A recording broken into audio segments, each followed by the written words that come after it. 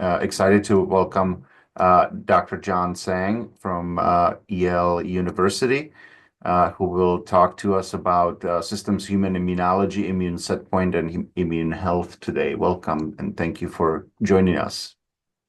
Thank you. Thank you, Thomas. And thank you, Ellen and Thomas, for having me here. Glad to be here. And so some of the concepts and on what I'm going to talk about, it's being covered also in depth in this recent review perspective paper that Yona and I put together. So I encourage you to take a look if you want to look into some of the details. So broadly speaking, I work on systems immunology. The goal is to develop a predictive and quantitative understanding of the immune system as a system.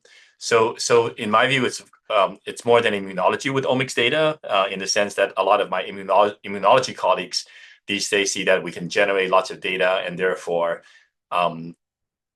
getting biological insights and hypotheses from those data is the main goal, which it's a very important goal. But I want to emphasize the importance, I think, of the goal of moving towards understanding how the system kind of works across different scales. And I love your the meeting title is this multi-scale kind of focus. So a lot of systems immunology is more top-down these days because we can start to use advanced new technologies to measure quite a lot, right? So thereby we can then discover the components and the interaction among these components. And by building black box models, machine learning models, we can start to fish out or screen out what are the most relevant components and variables driving the output of the system.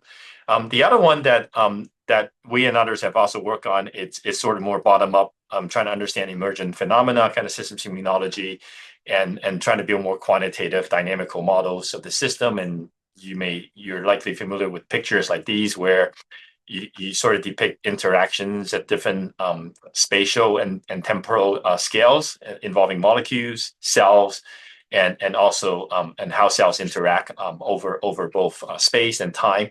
And the right now the current challenge it's while we can get lots of data and start to build these predictive models and even more generalized lysable models that I'll touch on in a bit. We can also, of course, look at things we know about and start to write down equations and try to also abstract away certain details. The gap between these two levels are still quite large, and so there's still a lot that we need to do to kind of figure out what's the right conceptual and also right level of data compression that will allow us to start to do both at the same time iteratively in the system. So one thing that I want to that we work on a lot, it's understanding human immune variation and differences across individuals and across populations. And just want to highlight an example where more than a decade ago, my colleagues at the NIH published this paper where they showcase an experimental malaria vaccine based on live sporozoites. And by using a challenge model in Bethesda, Maryland, they show that this vaccine, it's 95% efficacious in protection. And the problem is that once you take this to endemic regions in Africa, the protection drops down to 25 to 30%. And you see that all in other examples like rotaviruses, for example, it's such a case. And you also see immunogenicity for certain types of vaccines can be quite a bit lower in different populations, right? And another set of examples would come from, for example, in cancer, where responses to cancer immunotherapy, again, highly variable across people, across patients. And same thing in terms of vaccine responses. If you look at the antibody response to the seasonal influenza vaccine, while age plays a role, and even within folks who are fairly young, 18 to 42-year-olds, for example, you see hundreds of folds in terms of antibody responses to the vaccine, right? And in autoimmunity, even twins living in the same household and having lupus, for example, they can have very different extents of flares and intensity of the flares and so on, right? So a question we've been asking, it's can we understand the potential mechanisms driving these variations? And can we predict responses? And if you look across these different scenarios, are there shared predictors and mechanisms? So at a very broad level, the concept is that various factors, they shape these personal immune states within individuals. And these immune states can be quite different. And some of them actually, I don't have time to get into, some of them can be temporally stable over years. So they are a unique characteristic of a person. And some of them are stable for timescales of months. And so they can be specific to particular cell types and so on. So generally, genetics is playing a role in we call those intrinsic variations, but genetics, especially for certain immune cell characteristics, it's surprisingly only playing a relatively small role. And as one ages over time, actually, there's data reporting that the impact of genetics is waning, so to speak, because the environment and other stochastic factors, it's driving more and more in terms of shaping these immune states. And then there's like biological sex, another intrinsic variable, and things like age and geography. It's what we call composite variables because age, for example, it's composite because it captures both exposure history, right? So the older we are, the more we are exposed to, but also intrinsic degradation in cellular components like proteins and also DNA damage and so on, right? Same thing with geography. There's ancestry, genetics, there's exposures, and there's other types of variables like temperature and so on. So all of these together drive this very complex configuration space where there's close to 2 trillion immune cells, and many of them residing in different tissues, and some of them are circulating and providing lots of information about the body. So if you think about timescales, this kind of variation came from at least 2 major kind of timescales. One, it's evolutionary timescale, right? That shapes genetics. The other one, it's even within the compared to evolutionary timescale, the relatively short lifespan of individuals really playing a huge role in driving these variations. Some are at very, very early life stages, and some are later. And as we move along, the system can kind of shift depending on the exposure histories. So that's where this concept of immune states and immune set point come from, is that different individuals would be situated with different states, and these set point variables very stable typically over time, and their stability in our case is defined typically by the variation across individual and how that's compared to the variation you see over time within a single person. We often see that there's a lot more variation across people than variation within a single person. So therefore, we think that these variables are shaping sort of future health trajectories and responses. So now I mentioned measurements quite a bit, and this is just a bit more granular sort of listing of like advances in technology in the past 10, 15 years really allow us now to measure. We typically, for example, from a single drop of blood, we measure like 10 to the 9 parameters per time point per person, right?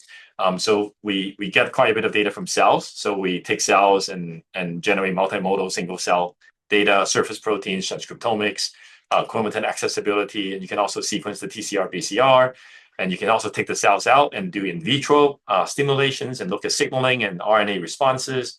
You can also look at circulating molecules, cytokine, chemokines, and other signaling molecules and in circulation.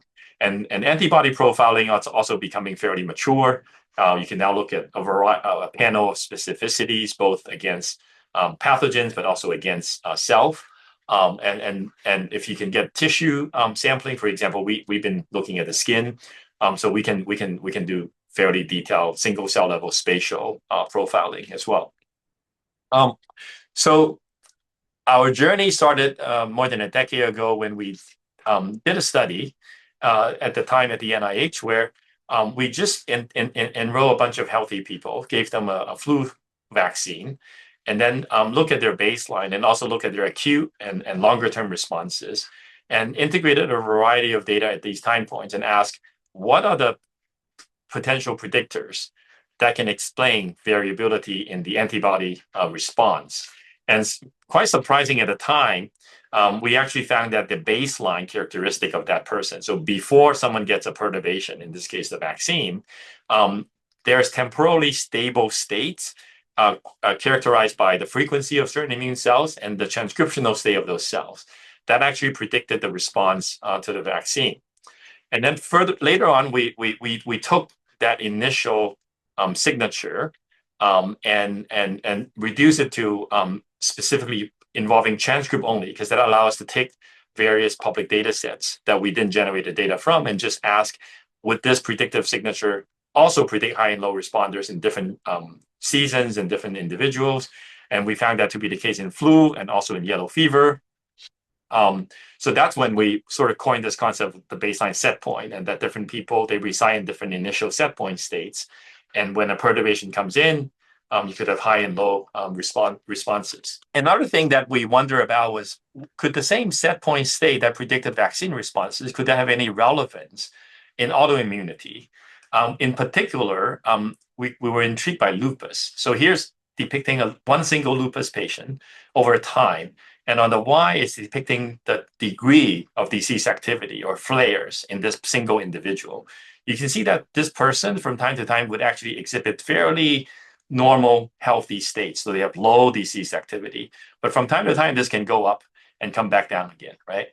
And in particular, my colleague, Virginia Pasquale, has profiled these patients over time. And what they found is that these patients can be clustered into 7 endotypes. And some of the and characterized by their transcriptional state in the blood. And I was intrigued in particular by a set of patients that whenever they flare up, there's a plasmablast or plasma cell signature in the blood. And that was intriguing to us because the same cell signature also goes up post-vaccination. So it's typically 7 to 14 days, depending on what kind of vaccine. You see this kind of acute plasmablast signature in the blood. And the baseline predictor that I mentioned predicted antibody responses, and also predicted, because the antibodies come from these plasma cells, they predicted these plasmablast responses as well. So we then ask, if you evaluate these patients when they're clinically quiescent, the so-called baseline, right? Does it predict the extent of flares in these patients? And we found that to be yes, the case. You can look at the detailed data in this paper, that this indeed correlates. And it's also satisfying in that it's very specific to only that set of patients exhibiting this kind of plasmablast signature when they flare up. When we apply that to all the other patients, and we saw no signal.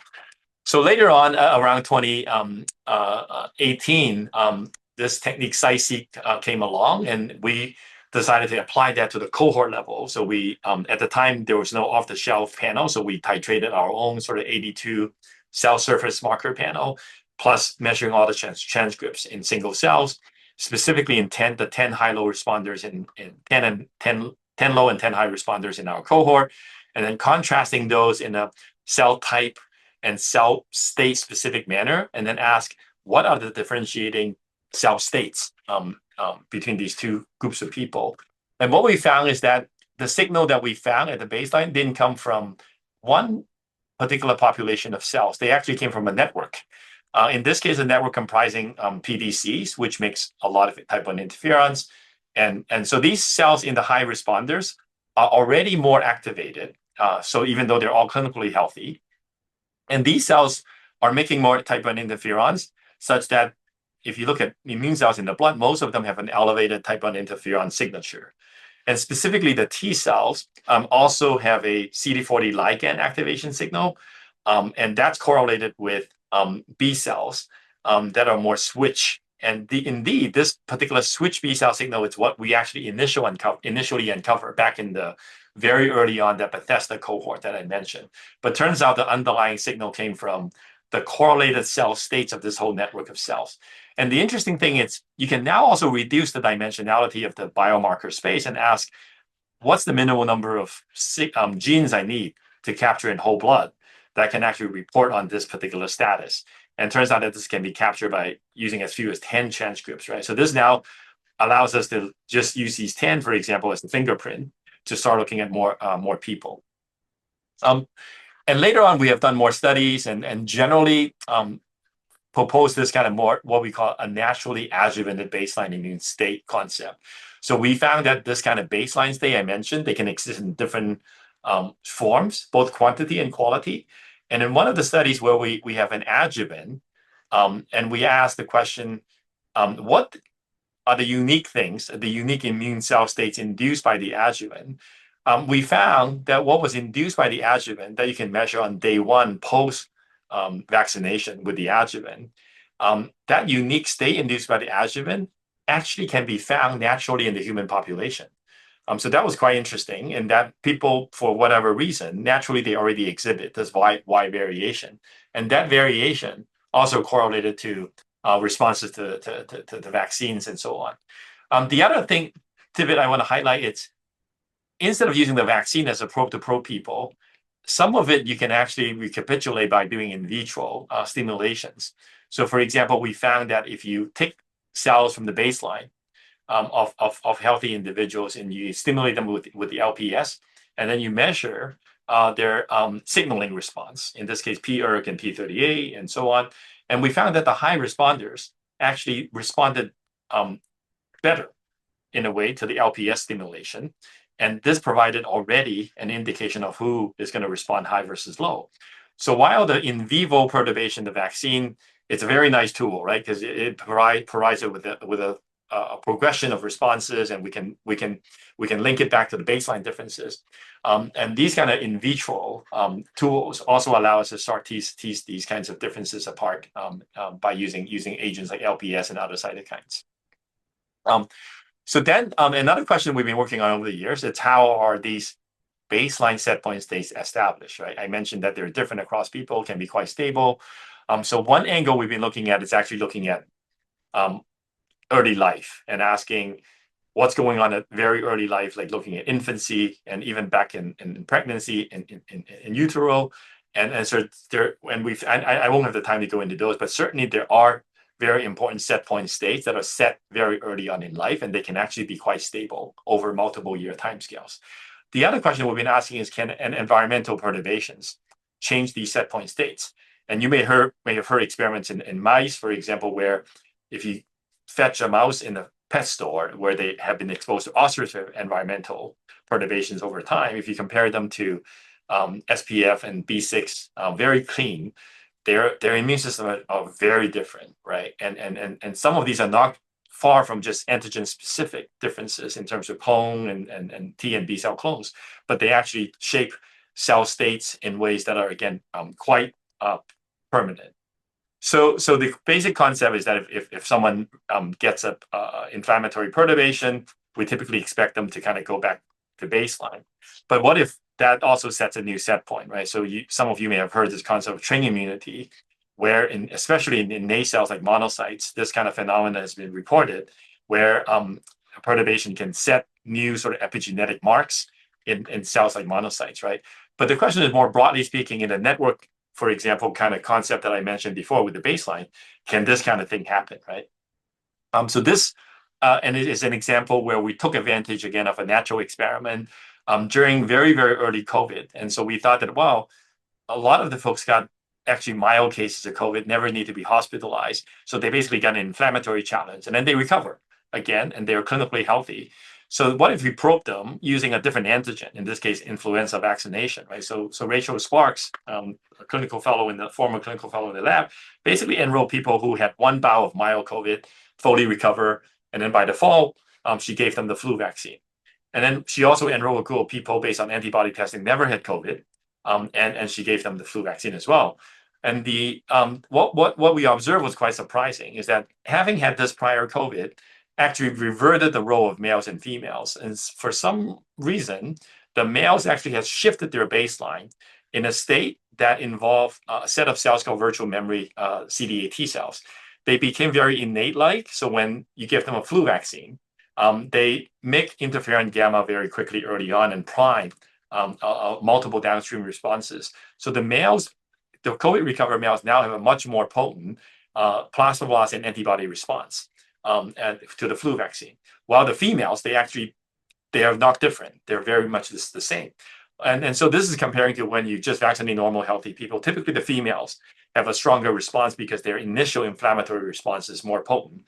And partly those kinds of differences are also linked to autoimmunity, basically. And another example I want to show you, where even a very mild perturbation can shift this kind of immune set point.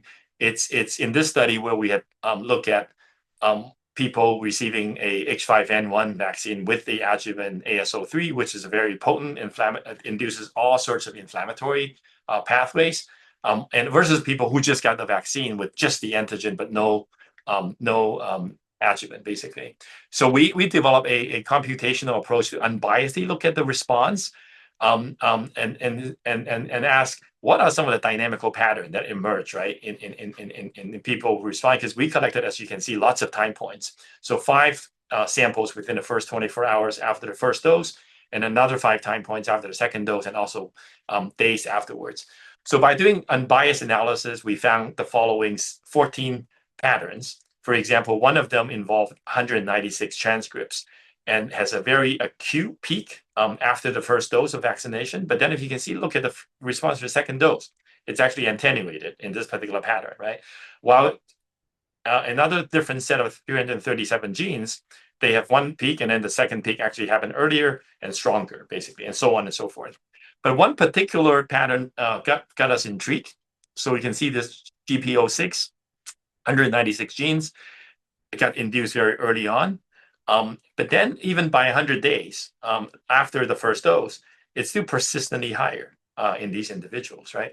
So then we look we then profile the individuals using ATAC-seq at the single cell level, and try to ask, are there any transcription factor signatures that are driving some of these signals? And what we found was quite interesting, is that if you look at the first dose, so day 1 versus day 0 after vaccination, with the adjuvant or without the adjuvant, almost nothing happened to this set of transcription factors in terms of, like, if you look at where the chromatin is open and look at the enriched motifs, these ETS and ELF factors, they come up only by the second dose. So when you look at the second dose, the open chromatin is now enriched specifically for this set of ETS, ETV related transcription factors, basically. And the intriguing thing is, even by day 100, when you compare them to the baseline before the second dose, they're still elevated, basically, right? And that's driving a set of genes that we initially detected as transcriptional signatures. And intriguingly, if you evaluate the set of genes in an independent cohort, they predicted the response at the baseline. They predicted the response to the independent vaccine, basically. So this is suggesting that even as those with only the antigen, so this is independent of the adjuvant, you can shift the cell states in ways that seem to be quite, at least, permanent over 3 months. And the signature itself is relevant potentially functionally in responding to something independent, basically, in an independent set of cohorts, right? So the last thing I want to maybe show you quickly is how long do these things last, basically, right? And are they just cell intrinsic, like meaning the memory is encoded within cells alone, and that's basically the mechanism, or is there something more to it, basically? So Shuban, a fellow in the lab, basically modeled the underlying circuitry. For example, in the virtual memory CD8 T cell, underlying that mild COVID, new baseline set point. And this is understood to be something that needs actually IL-15, because there's a lot more cells than signal to maintain the cells. So as you can imagine, in that kind of situation, there's 2 variables that are dictating the half-life of this kind of memory. One is the half-life of these cells themselves. The other one, it's their competition for IL-15, so IL-15 availability, basically. So if you just look at half-life alone, basically we're talking about tens of days kind of time scale, right? So if the memory is maintained by cell counts in this kind of cell intrinsic manner, these things would basically wane within a few months kind of time scale, basically. On the other hand, this circuit, there's actually a positive feedback in the circuit, in that these CD8 cells, they make interferon gamma, as I mentioned, when they see IL-15. So IL-15 actually initially came from the inflammatory stimulation. So there's actually a positive feedback in that interferon gamma will drive myeloid cells like macrophages and monocytes and other non-immune cells in the tissue to make IL-15, which feeds back to the CD8s, right? So when you have a positive feedback circuit, you have potential hysteresis. So in one case, you have where there's the feedback strength is very low, you're still dealing with a situation where inflammation would drive the cell counts up, and then inflammatory resolution would basically slowly relaxes the cells back because of half-life limitations. But imagine a situation where the feedback strength is now high. You now have a situation of the cell counts would go up high, and even when the initial inflammatory stimulation is removed, the system is now going back, relaxing back through a different pathway, basically, right? So that's where the time scale actually is now tuned depending on the feedback strength, basically. So this is quite critical in a way to maybe allowing the system to tune and evolution to tune the durability of this kind of memory, basically, right? And in fact, the same motif applies in this kind of training immunity I mentioned in the more myeloid cell case, where training immunity is thought to rely on the fact that the information is not encoded just at the monocyte level, but because they are short-lived, they can live for like a couple of days. It's really more encoded at the progenitor and stem cell level because these are longer-lived cells.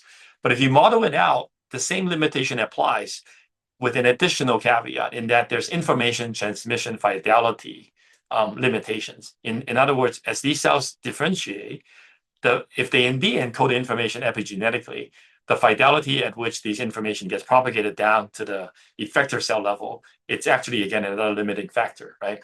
So again, the system actually naturally has multiple positive feedbacks. So through cytokines like IL-1 beta and IL-6, the same principle I mentioned actually apply, the same phase space applies to the same system, basically. So we're now in the process of doing experiments to try to ask whether this kind of positive feedback it's critical for maintaining the durability of this kind of memory. Maybe tell you a little bit about this Human Immunome Project that we're working on, with the idea that we need a lot more data for us to kind of move towards the kind of top-down, bottom-up integration, but also the concept of like a more AI model of human immune states, basically. So I mentioned that like we have done quite a bit of studies and others have done also, but they're still very limited in the sense that they're still only measuring populations in the US and maybe Europe. And often we are dealing with very high dimensions, right?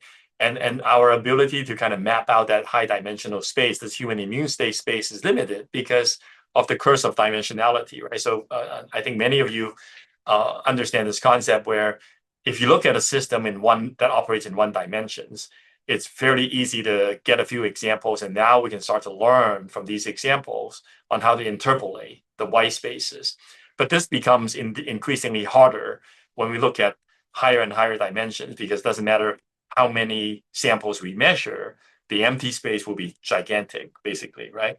And of course, AI works these days because the underlying system doesn't, even though we measure things in high dimensions, the underlying system lives in lower dimensional spaces in complex ways. So here's one example where if you try to learn the differences, try to predict like which point has what color, for example, if it lives in this original space, but it has a much simpler underlying manifold, you can actually now come up with a new transformation to represent it in this 1D space almost, right? And now this becomes a much easier space to operate on in terms of developing a predictive model of what's going on, and also understanding maybe some of the underlying mechanisms on why these different points are different, right?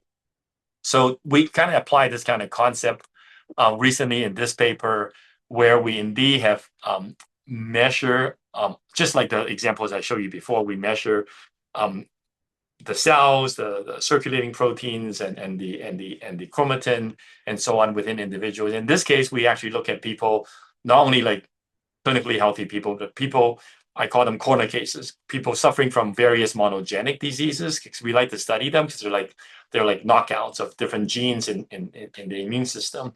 So initially, we expect people to kind of just cluster actually together and by their kind of mutational patterns, but indeed but in fact that was not the case at all. Actually, if you look at the phenotypes linked to those initial mutations, you can see that kind of maybe pattern. But overall, the same concept that I mentioned before, the individual, basically everybody is their own individualistic set of immune states.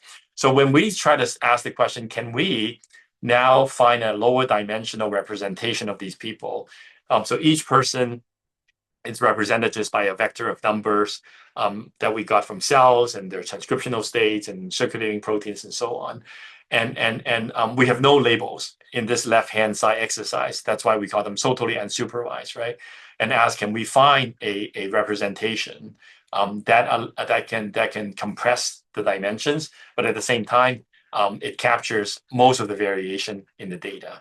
And on the right-hand side, we also done an exercise of asking, can we find a one-dimensional axis of predicting who is a healthy individual versus not, and can we actually define a 1D space that we call the probability of being healthy, and can we do that? And what was quite surprising is that when we look at this space of embedding people, the very first dimension out of that space correlated fairly well with this supervised approach on the right hand side, basically. And so we call that the immune health metric space. I actually have one slide where I show you how this metric is projecting on all of these patients. And what you find, I forgot the slide, you can imagine is even in the clinically healthy people, they span a huge range in this metric. And a lot of the people actually overlap with people with pathology. So what that suggests is that even in clinically healthy people, there's subclinical issues that are not clinically apparent yet, but yet the immune system is already sensing some of those issues. And so one of them has to do with aging, actually. So we apply this metric without any further training, just to an independent set of cohort from Baltimore. And what we saw was that this metric, again, it didn't learn anything explicit in age, because in our initial cohort, the clinically healthy people and the people with mutations, they're all age matched, actually. And in fact, this same metric can emerge out of even just the healthy people, although it's much noisier, basically. What we found is that it tracks chronological age, but there's a huge spread on the Y, as you can see. And then we actually, my colleague, Professor Cartry, has looked into this in the Framingham cohort.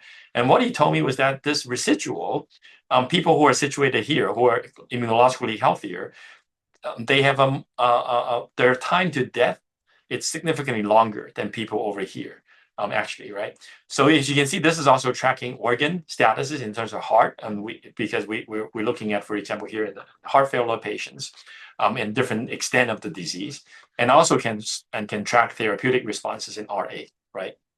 So this brings me to the final couple of slides on the Human Immunome Project, is that we're just learning a bit using this kind of approach where we can make sense of that first dimension. The later dimensions, we can start to learn something as well, in terms of, like, some of them are reading out bone marrow statuses and some are telling us something about T cells. But what I can tell you also is that we are far from mapping out all the relevant immune states in the human immune system. And there's a lot of them are residing in different parts of the world because of different environmental inputs and so on. For example, we like to quote this quite a lot, and where you can look at someone's immune system in a more stressful environment, let's say sub-Saharan Africa, where they see a lot more pathogens. And even a young person there, certain aspects of their immune states can look like a much older person, a 80-year-old, that you can find, for example, in Bethesda. So that's where we can start to build this kind of linkage. And so we thought a few years ago that we really need to apply this kind of approach across the entire globe and really start mapping human immune variation across the board. So to pursue this, in the past few years, we have put together a partnership network across the globe. The idea is to develop capacity and also to standardize human study protocols and to enroll people, start to monitor them longitudinally across the lifespan, and apply standardized data generation and technological approaches to look at people from different populations, and also to build an open horizontal resource to empower various vertical applications. And in the first phase, we're going to map this along major axes, focusing on pre-disease first, but map across environments, lifespan, sex, gender, and geography, as I mentioned. And the goal is to provide open data, as I mentioned, just like the Human Genome Project. And the other just analogy, it's CERN, in the sense that this is something that we really need to come together. It's like a gigantic experiment that we need to come together to do together, because none of us can kind of just do this alone. With this, I want to thank folks in my lab and many collaborators and folks also from funding agencies, including CZI, who's powering up some of the early efforts in the Human Immunome Project at Yale in particular, also CEPI, NIH for sure. And I think I acknowledged folks along the way already. So happy to take any questions if there's any time. Thank you so much for your attention. Thank you so much for a great presentation, Dr. Tsang. A quick question on, so do you think that it's possible to quantify and characterize the immune system baseline from a over time to track somebody just from a blood sample, given that the immune system is, different in different organs and so forth? Is it, or That's do a we great do biopsies on a regular basis? That's a great question. Yeah, so we are now doing. I think we need. I don't know the answer yet. I think that's the quick answer. We are hoping that many of the tissue statuses and states could be read out by surrogate variables. That's one hope, but we don't know yet until we do some of the exercises. So, for example, I mentioned skin, so we have been tracking both longitudinal and with perturbations over time, and then we're asking for some of the specific things, especially functionally relevant things that we see in the tissue. To what extent do we see surrogate predictors in the blood? And that's we want to, and then in the mouse, we're also asking that question. And the second, it's there ought to be things that I think that are not doable via that approach, because there may be very deep inside the tissue early signals of disease, for example, that may happen and may or may not be. It may be read out by a few cells that are circulating. We may not be able to pick that up, for example, right?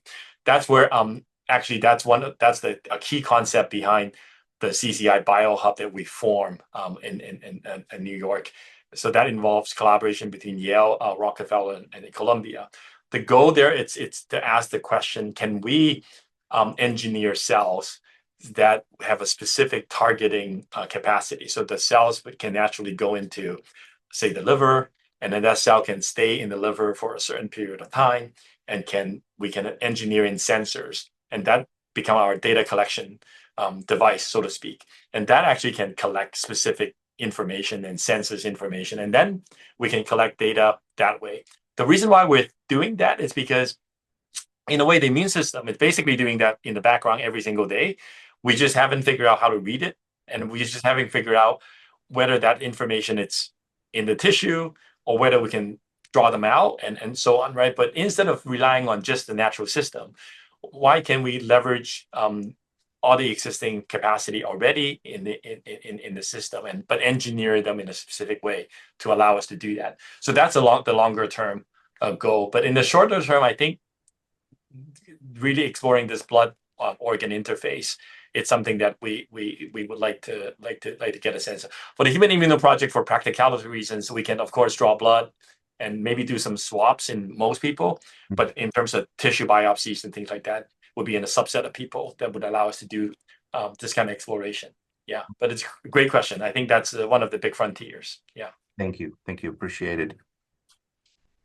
One question in Q&A. Okay. Yeah, there was a related question on the time resolution to identify set points. Yeah. Great question. I mentioned at least two kind of time scales that these things can vary. There are things that, for example, the one where I mentioned a perturbation like an infection can shift some of these virtual memory CD8 T cells. Those ones, they can change slowly over the course of months and to a year. So those are the things where if you want to know where a person looks like right now and whether that's a stable behavior or stable state of a person, you need to measure them over sort of week time scales to get that assessment. So remember a picture I show up in the initial study where we have a day -7 and a day 0. So, and then also a day 70. So over that kind of month time scale, we can establish a set of set points that are stable within that kind of time scale. We have also done multi-year longitudinal studies. And that's where we found these ultra stable things and certain things that are set likely very early on in life, where they, for mechanisms that I don't fully understand yet, they are being maintained. So for those ones, I would say you don't need to worry too much. You can actually get them. As we already know some of what those are. You just need to make sure that your technical measurement error is low. You can basically take one snapshot and you know pretty well that they don't change too much. Yeah. Thank you. So we are out of time. We have a couple minutes for a break, but thank you so much again for your time and this fantastic presentation. Thank you so much. Yeah, for anyone who are interested in the Human Immunome Project in different capacities, feel free to reach out. We are again, like I mentioned, this is a CERN-like endeavor. Yeah. Fantastic. Thank you.